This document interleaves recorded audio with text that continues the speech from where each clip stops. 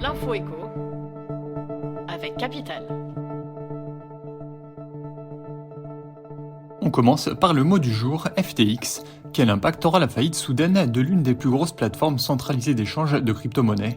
L'affaire qui a révélé que FTX avait utilisé l'argent des investisseurs pour prêter les fonds à son broker, Alameda Research, et n'avait donc plus de liquidité ou de réserves suffisantes pour couvrir ses passifs, a lourdement fait chuter le Bitcoin, l'Ether et la plupart des devises virtuelles. Pour Élise Cardon, senior portfolio manager du courtier CoinHouse, interrogé par 21 millions, la newsletter crypto-monnaie premium de Capital, l'effet de contagion a été quasiment instantané et la confiance des investisseurs est particulièrement érodée. Quelles seront les autres conséquences ? L'avis de 4 analystes est à retrouver sur notre site.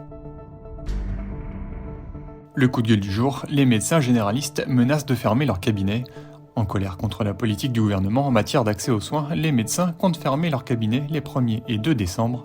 Pas de santé sans médecin, pas de médecin sans moyens, peut-on lire sur le slogan affiché en lettres blanches sur fond rouge dans un communiqué diffusé par la Confédération des syndicats médicaux français.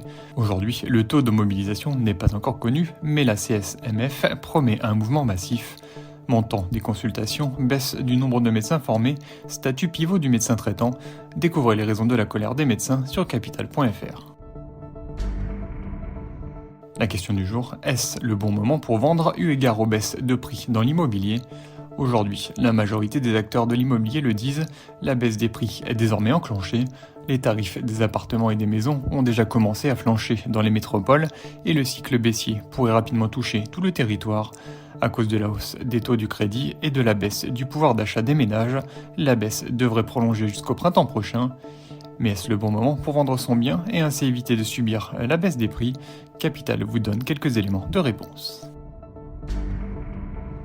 Et on termine par le chiffre du jour, 1,6 milliard d'euros. Pour contrer la Chine en cas de guerre, Taïwan a décidé de développer ses propres drones. Une stratégie enclenchée par la présidente Tsai Ing-wen pour que les forces armées de l'île se préparent à la menace de plus en plus pressante que représente Pékin. Pour renforcer ses capacités de production, le gouvernement a présenté une feuille de route s'étalant sur 3 ans avec un budget d'environ 1,6 milliard d'euros. La présidente veut que les fabricants de drones privés taïwanais s'unissent en une équipe nationale chargée de développer des systèmes de véhicules aériens sans pilote pour plusieurs types de missions spécifiques dans un scénario de guerre avec Pékin. Plus d'infos sur notre site. C'était l'info écho avec Capital.